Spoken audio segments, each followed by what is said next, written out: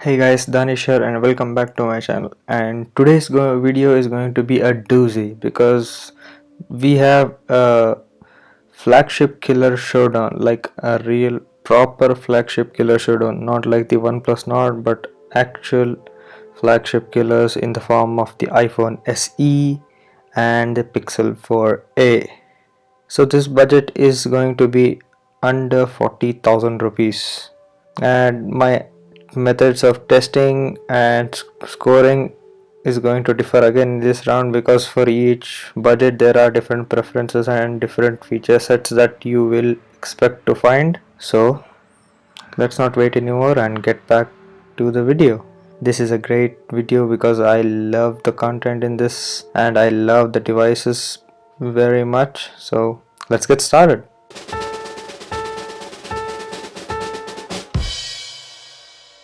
So starting off with a budget of 40,000 rupees, I'm going to include devices that are launched this year and in the previous year, because at this price point there are a certain few devices that are just so good that you can take the hit of a 1 year support and just enjoy the devices. And depending on the submodels which are above 40,000, that I'm definitely going to ignore again and not mention, basically because they're just a RAM bump and a storage bump, nothing differs over there. So let's get started with the devices, starting off with the Red Magic 3 from Nubia at 38,999 for 8GB 128. Again, with following the same family with the Red Magic 3S at 35,999.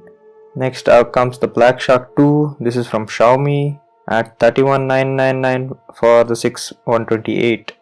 Then comes one of my favorite devices in this lineup, the Asus ROG Phone 2, coming up at 39,999 for 8/128. Then comes the Vivo X50 at 34,990 and 37,990 for 8/128 and 8/256 respectively. Then comes the Oppo Reno 4 Pro at 34,999 for 8/128. Then comes the Realme X50 Pro at 39,990 for 6/128. There are higher versions but above the budget, so not gonna care. Then comes the Samsung A80, which when I was doing my research started at 33,000, so which put it under this budget price point, but as on 19/8 it was at 29,999 on Flipkart. So this puts it in the OnePlus Nord territory, but as I've already crunched the numbers and the price will vary again and come above 30, so I'm going to include it in this lineup. The Samsung Note 10 Lite at 37,999 and 39,999 for 6/128 and 8/128 is a good device that I'm looking forward to see how it scores.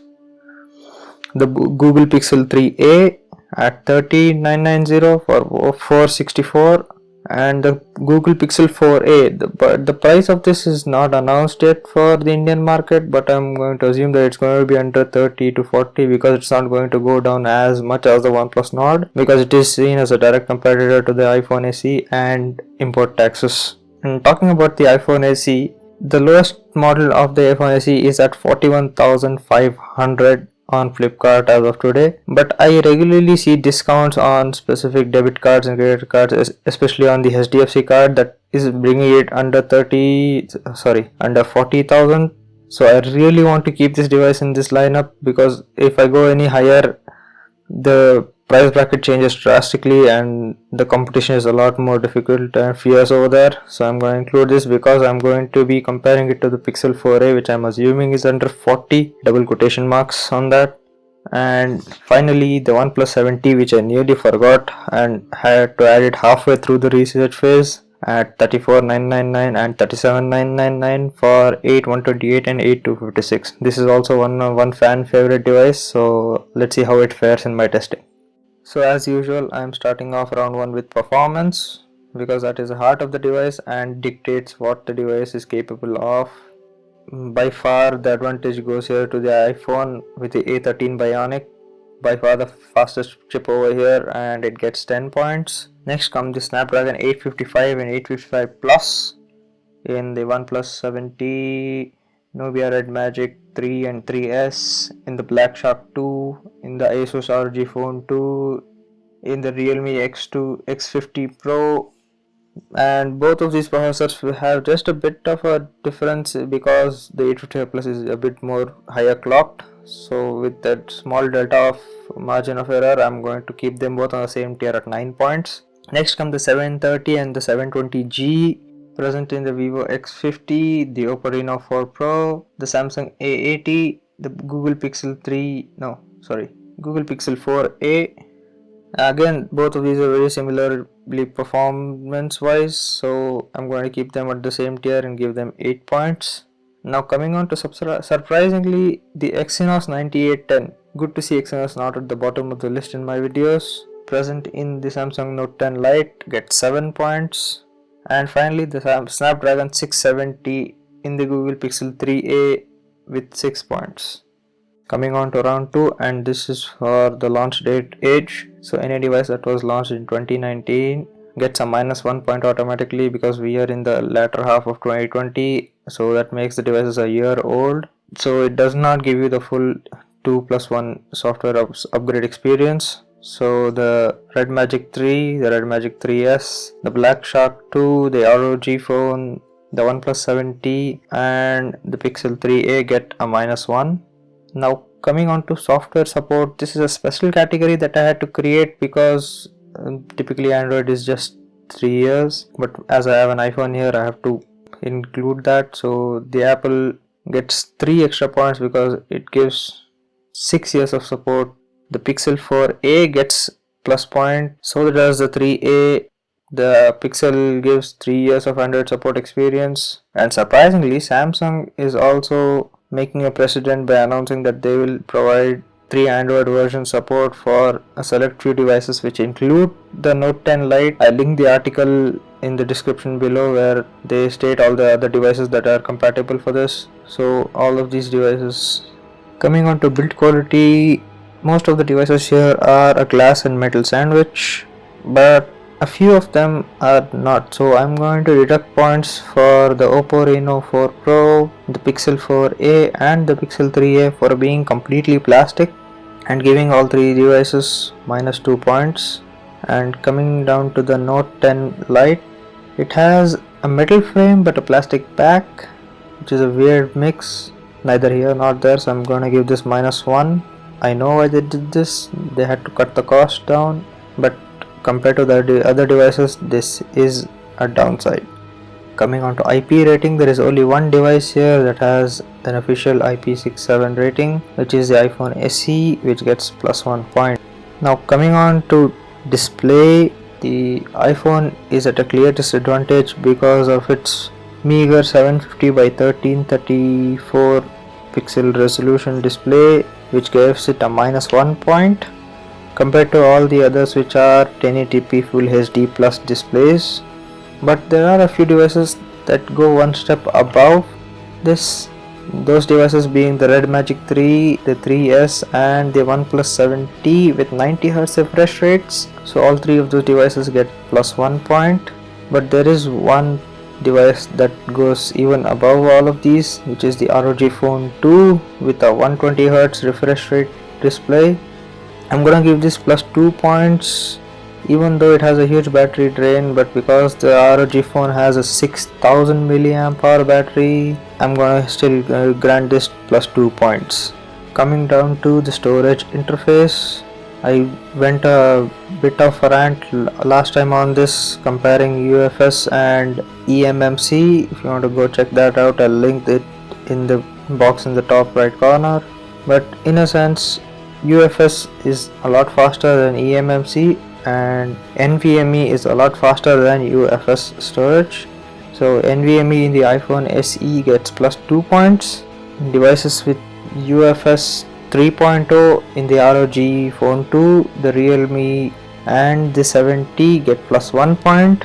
And the Pixel 3a uses eMMC storage, which is not the best in terms of read and write speeds and execution speed, so it gets a -1 point. Now why am I rating storage interface so highly? Because the faster the device can read or write, the faster it can process, the faster it can execute files, and the faster it can go back from high performance mode to low performance mode, so which gives you a lot more of a hit in battery life. And then coming on to minimum storage, most of the devices here start with 128 and a few have upgrade versions with 256, except the Pixel 3a and the Apple iPhone SE in this budget, so I'm gonna give both of them -1 points. Coming on to the speaker systems, most of these devices either have a dual speaker system with the bottom firing speaker and the earpiece speaker working together. It's a weird mix, but it's there, it's an option. And with the ROG phone also having two dedicated front firing speakers present, the devices without dual speakers get a -1 point here, which are the Vivo, the Oppo, the Samsung A80 and the Note 10 Lite.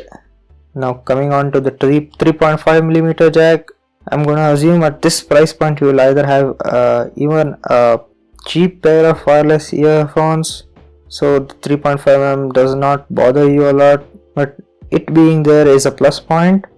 So the Red Magic 3 and 3S, the ROG Phone 2, the Oppo Reno 4 Pro, the Pixel 4a, the Note 10 and the Pixel 3a all get +1 point, and the Black Shark 2 gets a -1 point here because it touts to be a gaming device, and a gaming set must have a 3.5mm jack because a lot of the people who want to game use wired headsets.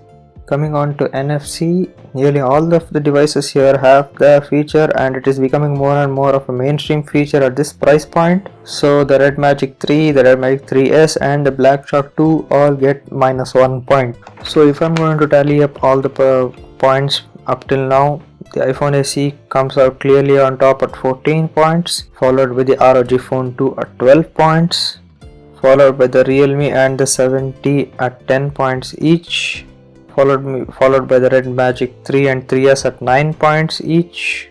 Coming down the line with the Pixel 4a at 8 points, the Vivo and the Samsung A80 and the Note 10 at 7 points, followed by the Black Shark 2 and the Reno 4 Pro at 6 points, and the Pixel 3a in the last place at 3 points, which was expected.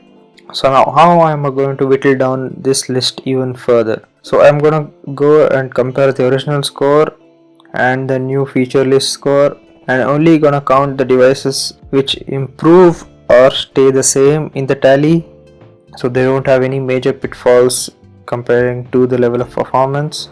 So if you compare the points, the iPhone went from 10 to 14, the Red Magics stayed at 9 to 9 on both devices, the Black Shark 2 went from 9 to 6, the ROG went from 9 to 12, the Realme and the 70 go from 9 to 10, the Vivo goes down from 8 to 7, so does the Reno from 8 to 6, the Samsung A80 goes from 8 to 7, the Pixel 4a stays at 8 to 8, the Note 10 Lite stays at 7 to 7, and the Pixel 3a goes from 6 to 4.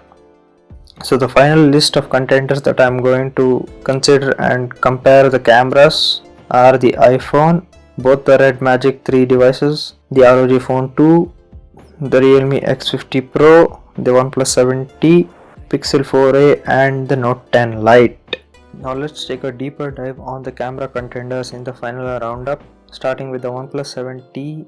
It has a 48 megapixel main sensor, a 12 megapixel telephoto, a 16 megapixel ultra wide at the rear, and can record 4K 60 with a 16MP wide selfie camera which can do 1080p 30. Coming on to the Nubias, both the Red Magic 3 and 3S have the same sensors which are the 48MP wide sensor at the rear which can do 8K 15, which is not really useful in this because not a lot of TVs can display out at 8K, but it does have a conventional 4K 60 option which is a lot better in terms of use case, and has a 16MP wide selfie camera which can do 1080p 30. The Asus ROG phone has a 48 megapixel wide camera and a 13 megapixel ultra wide, which can do 4K 60, and a selfie camera of 24 megapixels which can do 1080p 30. Coming down to the iPhone SE, which has a 12MP wide rear camera which can do 4K 60 and a 7MP selfie camera that can do 1080p 30. Coming down to the Samsung Note 10 Lite, it has a 12MP wide, a 12MP ultra wide and a 12MP telephoto with the main sensor which can record 4K 60 and a 32MP wide selfie camera which can do 4K 30. This is the only device in the lineup which has a selfie camera that can do 4K 30. Coming on to the Pixel 3a and 4a. Why am I including the 3a? Now, shoo. Coming down to the Pixel 4a, it has a 12.2MP wide camera which can do 4K 30 and an 8MP wide selfie camera which can do 1080p 30.